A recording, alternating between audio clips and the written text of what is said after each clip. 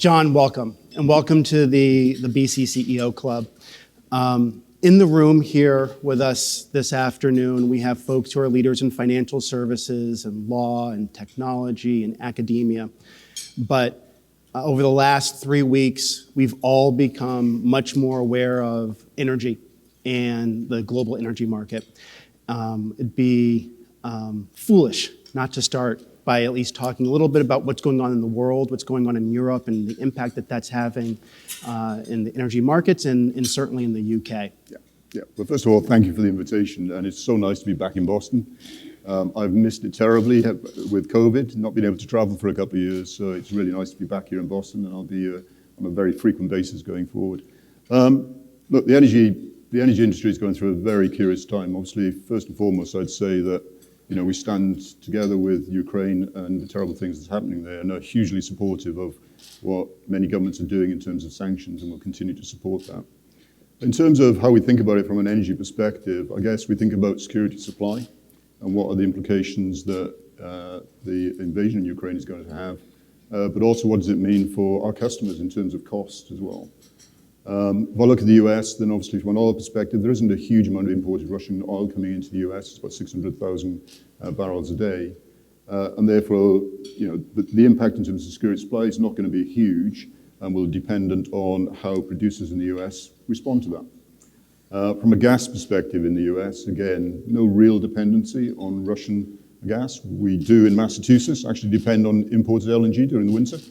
But actually that generally comes from Trinidad and Tobago rather than from Russia. So again, we're not going to see a security supply issue, I think, in the US, but the market is going to be very unsettled, and therefore I think we can expect to see high prices. The LNG market is a world market, and therefore it will set the price, and there'll be an awful lot of demand chasing less supply over the next period, and therefore we can expect to see higher prices and quite volatile prices, I think, in the US. Closer to my home, the UK and Europe, slightly different picture in Europe. In the UK, I'll start there. From a security supply perspective, the UK gets about 4% of its gas from Russia. So it's not a huge amount. And the UK's got good sources of gas from the North Sea, its own reserves, as well as from Norway. But it does import quite a lot of LNG, which some of that LNG has been Russian in the last few years. So again, it won't be a security supply issue directly because they can make up for that lost gas if it stops the flow through other sources. But again, price will be a big issue. And we've already seen in the UK, just to give you a sense of it, in the last couple of weeks, gas prices are 8 times what they normally are. Now it's settled down to about 10 times. But if you're a domestic customer in the UK, to give you a sense of it, last year you were paying about £1,200 a year for your gas and electricity bill, on average. It's currently gone to £2,000 a year, and the expectation this October, with the impact of the Russian and Ukrainian situation, is it'll go to £3,000. So that's more than doubling of people's energy bills, which is going to be a real challenge for people. From a European perspective, very different picture. I'm sure you've all seen it in the media. A lot of countries in Europe are hugely dependent on Russian gas in particular. Germany has been in the headlines. I think more than 40% of their gas comes from Germany, from Russia. And therefore, there's a lot to talk about. So how do they deal with that situation? You would have seen that just turning the taps off is not going to work. It's going to lead to some real hardship. And therefore, what they're trying to do is reduce the amount of Russian gas over the next year by about 2/3, and then gradually wean off it over a period of time to 2027. But it's going to change the face of what's happening in Europe. So obviously there's been a big drive towards decarbonisation.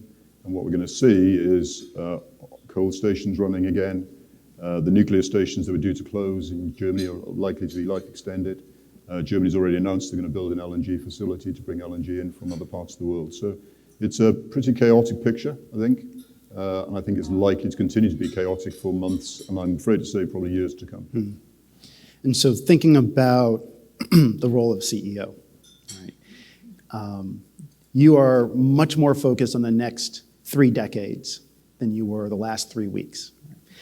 And certainly for Grid, what we've heard is that there's a very clear vision around climate change and green technology and zero emission, and being net zero within the next three decades. How has certainly the changing market in the last 3 weeks, the reactions that we're seeing across Europe influenced where we're heading for what we need to do over the next 3 decades?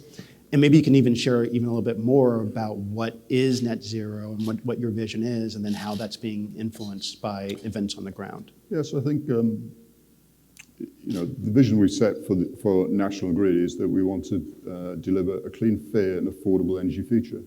And as part of that, we want to be the energy transition company. So we want to be able to deliver safely and reliably low carbon fuel to our customers. And we want to do that not just for the next 5 years, but for the next 10, 20, 30 years. The events of the last few weeks, I think, will, in the short term, have a significant impact on the trajectory of the reduction in CO2. We are going to see more fossil fuel being burnt around the world as a result of the events of the last few weeks. I actually think, ultimately, it will be an accelerant to decarbonisation of generation. Because more and more countries will look to say, well, how can I get self-sufficiency and be less reliant on imported fuels? So we're seeing this debate in the UK as we speak. So our Prime Minister in the next week or so is going to make an announcement about what the supply strategy is going to be for the UK. And he's been very clear, his aim is to reduce the dependency on imported fuel. The way you solve that problem is through things like offshore wind, onshore wind, solar, storage, potentially more nuclear, because these are things that can be held domestically. So I think short term, we're probably going to see a slowdown, if not a reversal in the trajectory of CO2 emissions. But longer term, I think you're actually going to see an acceleration of decarbonisation across generation across the world. So the vision that you set forward, net zero by 2050, maybe you can talk a little bit about what some of those have been, what some of those specific objectives are, and then what those investments look like. Yeah, so the way we think about it as a company is that we think about, first of all, we have to walk the talk. So we've set ourselves some very ambitious targets about reducing the impact that we as a company have on the environment. So several years ago, we set ourselves a target to reduce CO2 emissions by 45% by 2030. We hit 68%, 2020, sorry. So we've set ourselves a target of 80% by 2030, 90% by 2040, and net zero by 2050. So those are the targets that we've set ourselves, as well as things like electrifying our fleet, and a lot of good things like I'm sure many companies here are doing the same. But that's a small part of what we do, given the role that we play in the UK and in the North East. So what we see our key role as is an enabler to the decarbonisation agenda. So to give you sort of 3 areas that we're focusing in on. So first of all, so what can we do as National Grid to enable the decarbonisation of generation? So in the UK, we've connected 10 gigawatts of offshore wind. In January this year in the US, we celebrated in the Northeast, connecting 3 gigawatts of distributed generation, all solar, all clean. You may have seen in the press a few weeks ago, we announced a joint venture with RWE, where we won one of the seabed leases between New Jersey and New York, where we'll build 3 gigawatts of offshore wind over the next few years, which will provide clean energy for, I think it's 1.1 million customers. So our focus, first and foremost, is how do we decarbonise generation? But we're also looking at things like decarbonisation of transport. So what role can we play in helping the decarbonisation of transport? So here in Massachusetts, for example, I think by 2025, we'll have 20,000 charging ports installed. We've got a request in with the regulator to do another 30,000 so we can support EVs as they roll out. And as we see the cost of EVs fall, we want to be in a position where as a network, we can make sure that people can charge their cars at the right time. In the UK, we're looking at an opportunity with the UK government of creating an ultra-fast charging network across the whole country. So the commitment we're trying to deliver is that nobody is more than 50 miles away from an ultra-fast charging charger. So when people do those long journeys, which is the things that people tend to worry about, which is they get range anxiety, they're fine in their local area, but they worry about those long journeys not being able to charge their cars. Our vision is you should be able to stop at a service station, charge a car in the time it takes you to go and get a Starbucks. And you can do that relatively simply from a technology perspective, but we need to make the investments to do that. And then the final area, and probably the most tricky, is gas. So how do you decarbonise gas? So, generally, we just ignored the last couple of weeks. Gas is generally a low-cost fuel, very flexible. And the alternatives generally are more expensive at the moment, but technology will bring those prices down. And less flexible. So we're thinking very hard about what we can do to decarbonise the gas network. We have spent customers have spent tens, hundreds of billions of pounds on a gas network here in Massachusetts and in the Northeast. If we can find a way of repurposing it using hydrogen and renewable natural gas so we can deliver net zero to customers at a lower cost, well, that's got to be a good thing. So we've got a lot of focus on that at the moment. We've got some pilots running on injecting hydrogen into the network. And in a couple of days' time, actually, we're about to make a submission to our regulator about what we call a fossil-free gas network. So you'll be able to see about that as well. So I hear customers and consumers, regulators, clearly the suppliers as well. What are some of the challenges that you have in getting these various actors to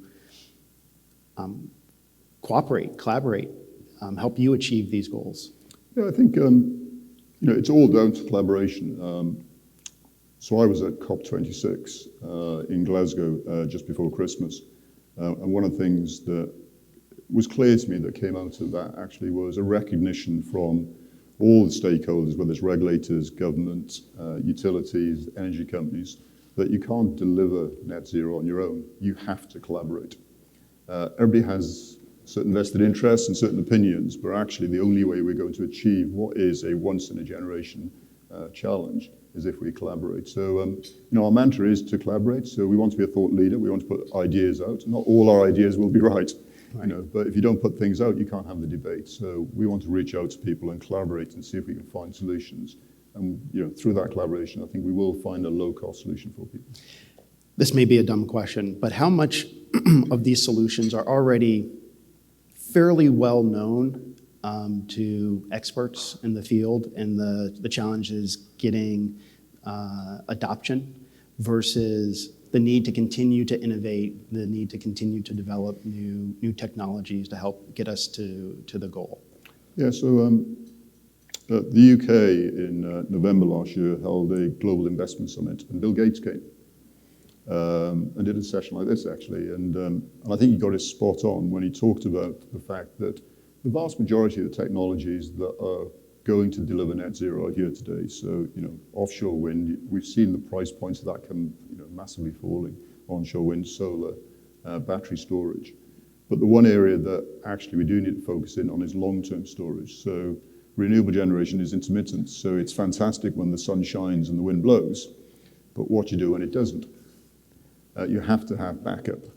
And at the moment, short-term storage, battery storage is great. It's really fast reacting, but typically it lasts for 4, maybe 8 hours.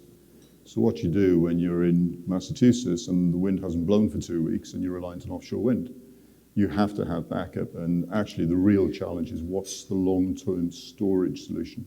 Now it could be hydrogen, or it could be some other technology. And Bill Gates did a very good presentation on that's where we need to focus investment and R&D to retain, to turn things that are currently in the labs into something that you can do at production scale. Right.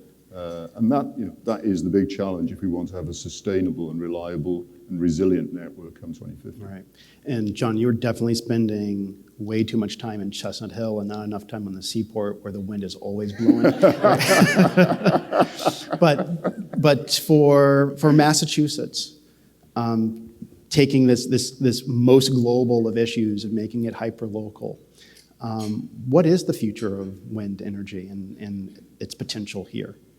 So I think it's huge, actually. So, you do have a wonderful natural resource here in Massachusetts. And, I think through the work that the governor's done, I think you've already committed to over 5 gigawatts of offshore wind. National Grid actually is one of the 3 utilities that is procuring potentially 1.6 gigawatts of that wind at the moment. So we're looking into that. So it will need support. Technology prices are coming down, but it needs to have someone who's going to buy that energy so that people can make those investments. But I do think there is a real opportunity. And actually, as we think about it as engineers, we're thinking about how do you do that in a more effective and efficient way. People are now starting to talk about offshore grids. We're not just a single generator that connects to the shore, which is where we are today, but actually building an offshore grid where multiple people can then connect into it. And that potentially would be a lower cost solution. So I think there's a huge opportunity for Massachusetts. We know for things like decarbonisation of gas, we're going to see more load for electricity. Electrification of transport, more load for electricity, so you're going to need more sources of generation. There is some opportunity from bringing hydro down from Canada, for example, but there's always challenges with planning consents, particularly in building infrastructure. So offshore wind, I think, is a fantastic resource, that's here, and we should take advantage of it. And what are some of the challenges? We've got leaders, policymakers here in the room. What are some of the challenges to building that grid that is flexible, that is cleaner, that is more efficient? Yeah, the biggest challenge, it's the same actually in Massachusetts, in New York, in the UK. The real challenge is building infrastructure and getting people to support it. So, nobody wants to have infrastructure in their neighborhood. But actually, if we're going to decarbonize the network and you're going to electrify an awful lot of the things that have not been electrified in the past, you're going to need infrastructure to support that. So the planning process is the thing that is probably the biggest challenge and the thing that causes most delay and most cost increases. And it's not easy because it's a difficult issue and a very emotive issue, but we need to find a way in actually Massachusetts and other states about getting people to be rewarded for hosting that infrastructure maybe, and that everybody feels that they're playing their part in the decarbonisation and fundamentally saving the planet.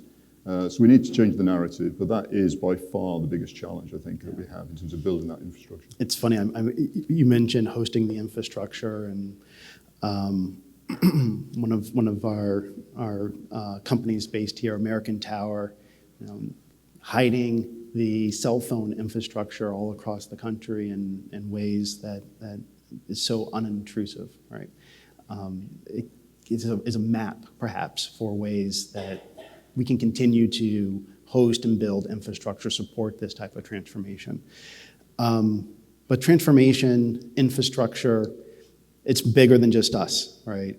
We know that there was a huge infrastructure bill that was just passed in Washington, what seems like eons ago, but was really just 3 or 4 months ago. What promises or opportunities are coming out of that infrastructure bill that hopefully that we will see coming here to the Commonwealth and to the region? Yeah, so we were really pleased to see that it ultimately got passed. I do think it's a fantastic opportunity. I see it as an opportunity to accelerate some of the things that I think are in the plan and we would get to, but actually by having some support through federal funding, it's going to allow us to accelerate and actually help to mitigate bills. So the thing that we at National Grid worry the most about in the energy transition is the affordability. Because generally, a third of our customers live in low-income areas and therefore generally struggle to pay their bills every day. So with all this infrastructure investment that's needed, there's a cost to that. And therefore, if there are ways that we can accelerate the energy transition and mitigate the impact on customers, I think that's a good thing. So, we're going to work with the states to make sure that Massachusetts gets its fair share. And hopefully, as part of that, accelerate things like the energy transition. So things like, creating a charging network so that you don't get spots where people can't charge their cars and therefore people are excluded from having an EV, I think is really important. Commercial companies will go to places where there's affluence and therefore there's lots of utilization, but may not necessarily go to areas where there's low income and less utilization. So I think there are opportunities to be able to deal with things like social justice as well as bring funding and accelerate the energy transition. So we'll focus in on that. Yeah, and it's an opportunity to do it on the front end. Yeah. Right, and what we've seen over the last 2 years from food deserts to pharmacy deserts that are the result of either direct policies or policy and intention. Here's a chance to actually do this on the front end and get it done right. Yeah, so I've got my engineers at the moment working through what are the projects that we could actually deliver here and now. So I think that's really important as well. Not necessarily shovel ready, because sometimes I think in those situations you end up spending money on things you don't really need. So I think it's really important that we think about the energy transition, think about what those real investments need to be, and then if we can get support for that, it will help customers in Massachusetts.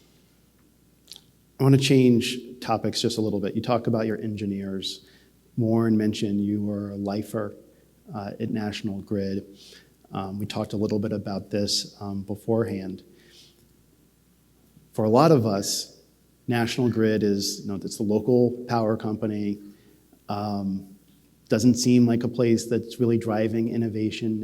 Doesn't seem like the place that would challenge someone to continue to grow, continue to adapt, reach new challenges in his 31-year career. How do you build the organization that's attracting the talent to actually drive the innovation that we're seeing at National Grid? So it's a great question. Sadly, I think when I think back to what drove me to join National Grid, there's something that's always been with me, which is I was brought up in South Wales, as you said, which is actually a coal mining community. Actually, when I was being brought up, it was a coal mining community that was in decline. So I've always had this sense that I wanted to be involved in something that matters, not just making widgets, but something that has an impact on communities. And I've seen where actually it can have a very negative impact. Where I was brought up, coal mines were closing, people were struggling to find work, and a very negative impact. But I've also seen where it can have a really positive impact as well. So that attracted me to National Grid. But if I'm really honest, I'd say it was probably because it looked like I have a good career and they were going to pay me quite a lot more than some other companies.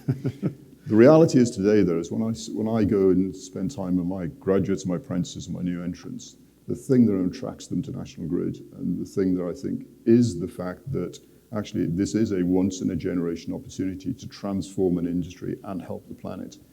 And kids today are so linked into that purpose and want to contribute. It's actually quite an easy sell. So they can see the technologies are changing. They can see the opportunities are quite exciting. But actually that sense of purpose and wanting to contribute is really, really strong. And the questions they ask me as the CEO, and I always host dinner with them every year, is what do you stand for as an organization? What are you going to do to contribute to the energy transition? What are you doing about climate action? And so as you're bringing in new generations, not many of them are represented in the room here today. They are more vocal, right? They are more networked, if you will, more empowered. How do you provide the direction? How do you provide the mentorship? How do you provide the support so that their answers, the questions that they're asking are answered in a way that is making both you smarter and the organization better, but that at the same time, they buy in and they actually become the assets that you hope for them to be? Yeah, I think we work really hard, being very clear about what our vision and our purpose is. I think we're very lucky as an organisation in that we do have this bigger purpose and this big agenda in front of us, which is attracting people.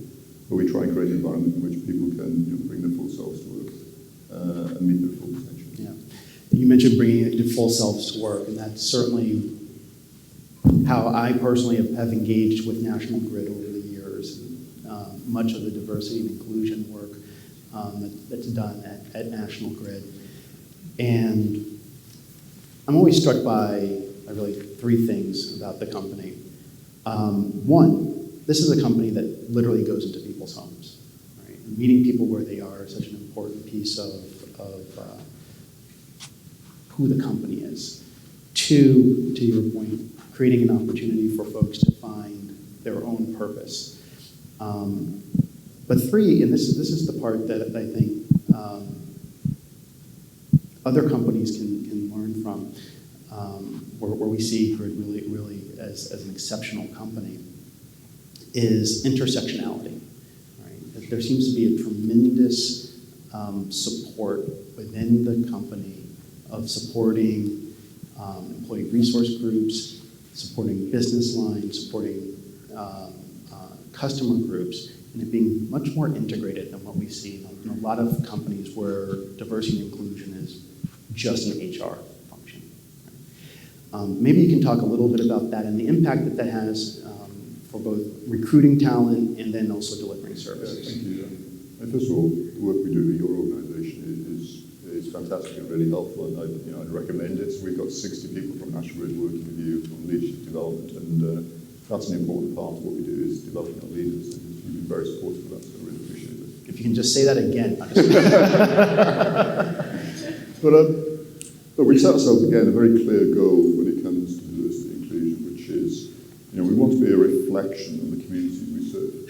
And we want people who work for National Grid to bring their full selves and to reach their very simple, clear sort of vision that we've got for the organisation.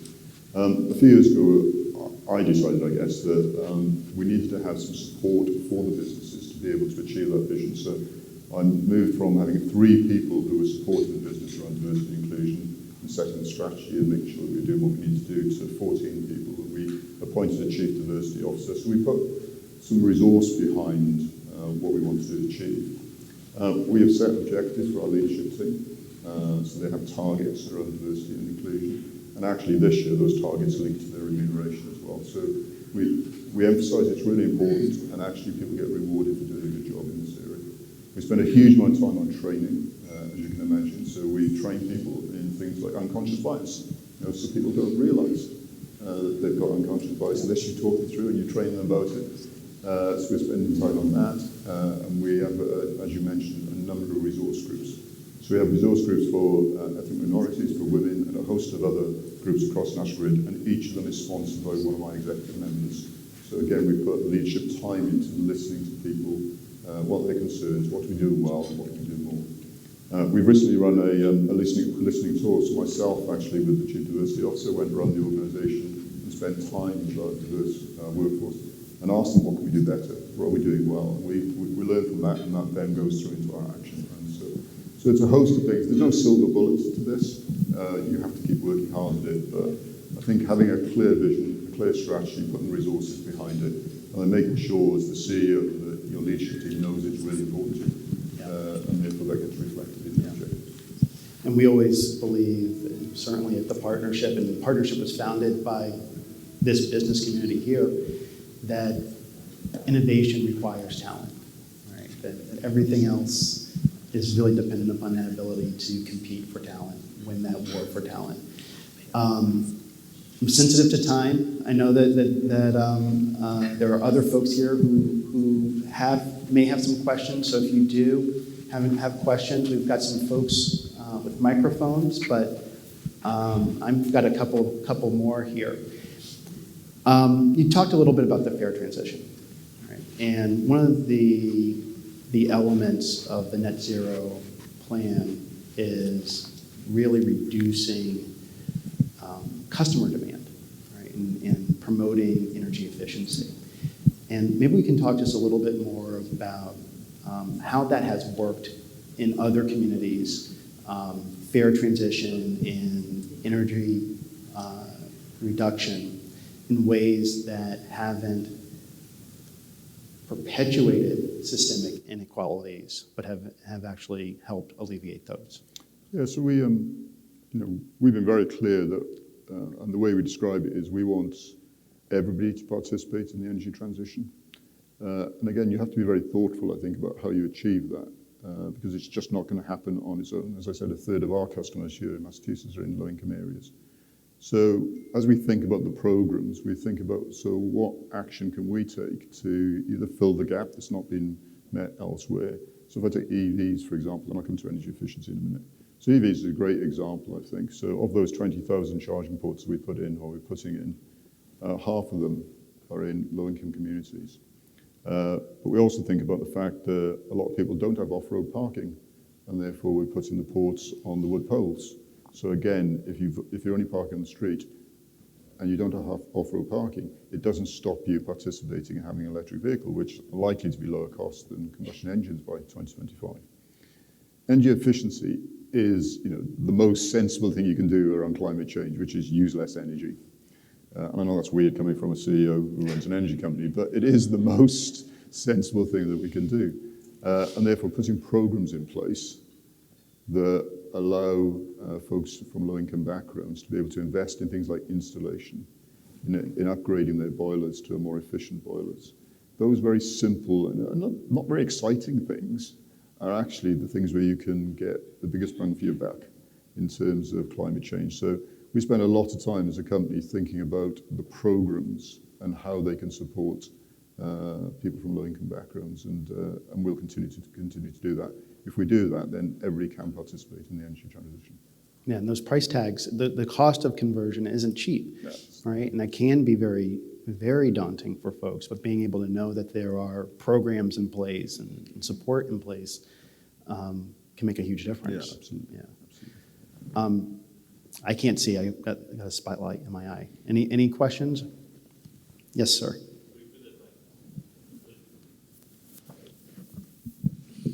Thank you.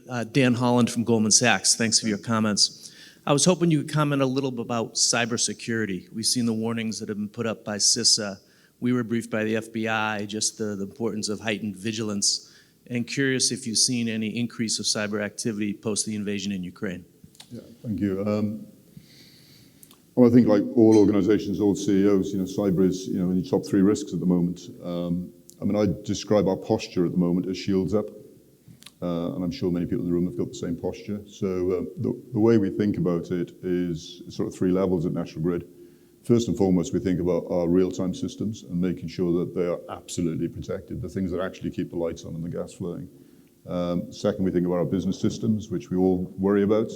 And we remind our staff, because our biggest vulnerability actually is someone clicking on one of those emails.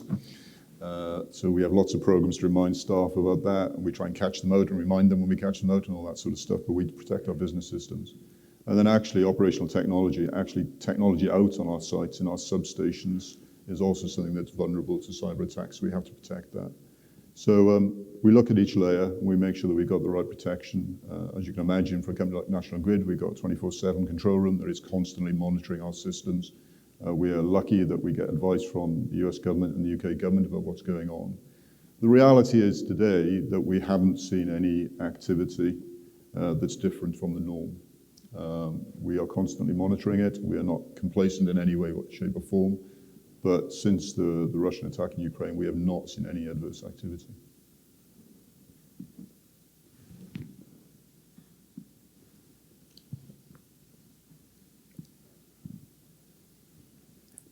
Hi, my name is Doug Stowe, and I run a company in Worcester, and I have 2 questions that are somewhat related. The first is that if you sign checks for an organization, as I'm fortunate to do, you probably have the realization that your electric bills in the New England area are significantly higher than outside of New England.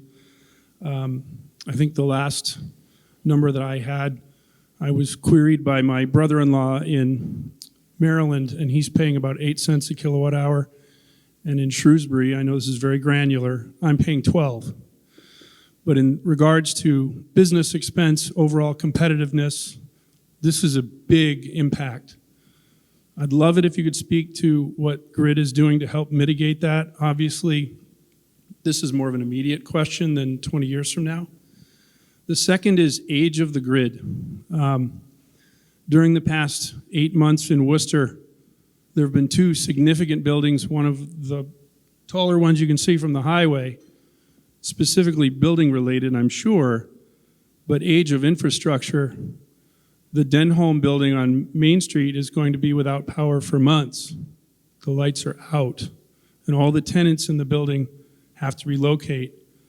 Same thing with the Mechanics Bank Tower, where my accountants are, humorously. They had to find other office space. I think they're online again. But Boston, Worcester, some of our good New England towns aren't, certainly not compared to England, particularly old. But what's under our streets in the electrical world is very old. What is the plans that your organization have to help deal with that impact? Because on a granular basis, when the lights go out, our employees go home. Yep. Enough said. No, thank you for your questions.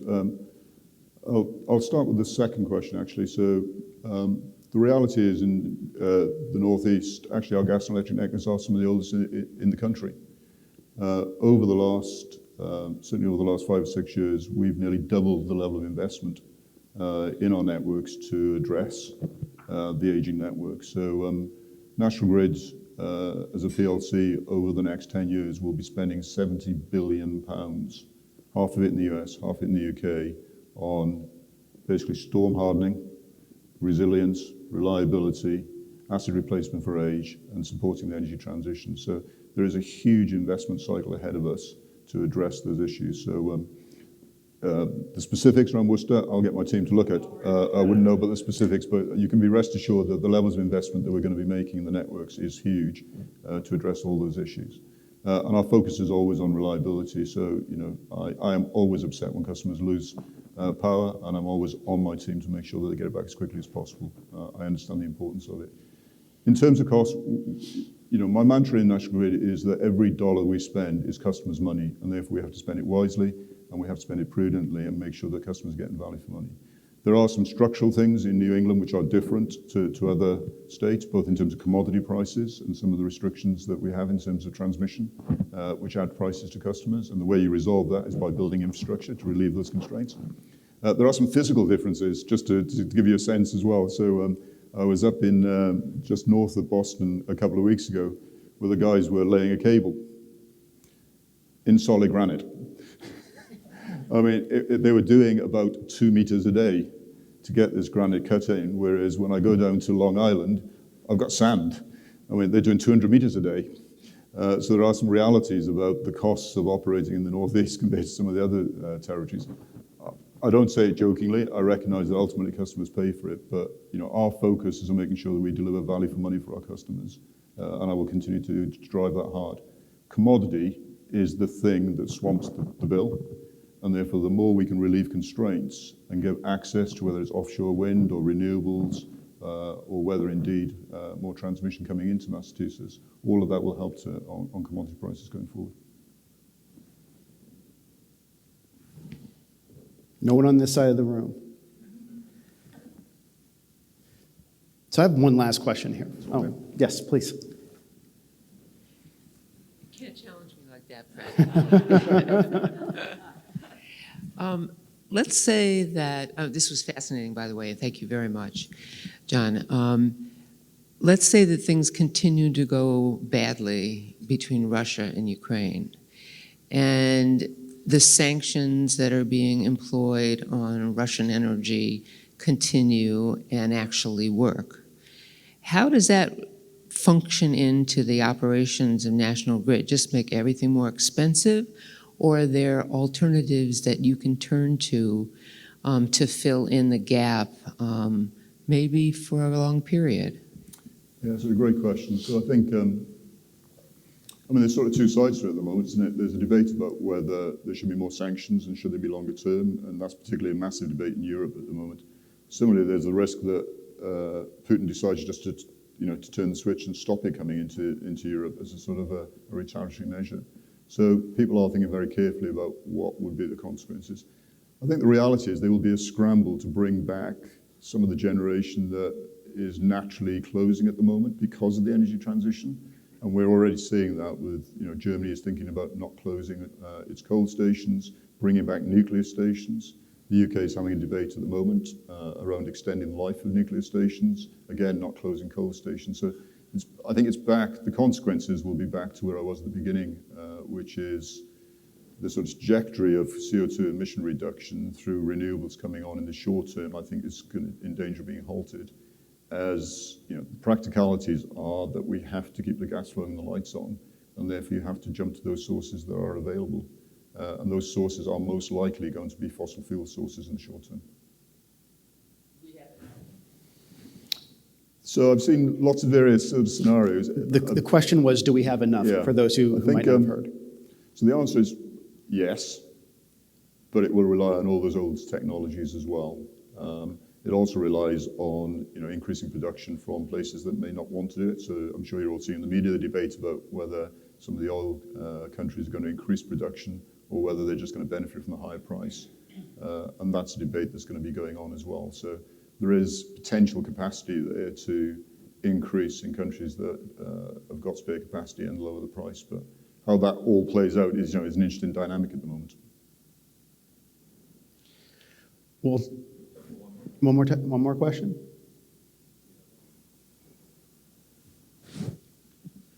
I don't know if I need a microphone. Joni Jackson. Joni. This is not a question, but rather an observation and a thank you. As a consumer, a retail consumer, I want to thank you for how extraordinary your communications are with your retail users and how incredibly responsive you are. I've noticed a an exponential increase in your outreach through email, through text. You have us well prepared for storms, and we have a lot of them here. So just an observation, you guys are doing a great job. Well, Thank you very much. It's very kind of you.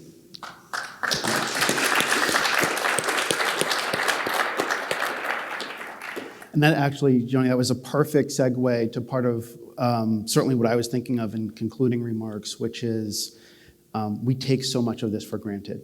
We take so much of the hard work, John, of you and your team and the thousands of employees at National Grid and those that are on the streets and cleaning the branches after the storms,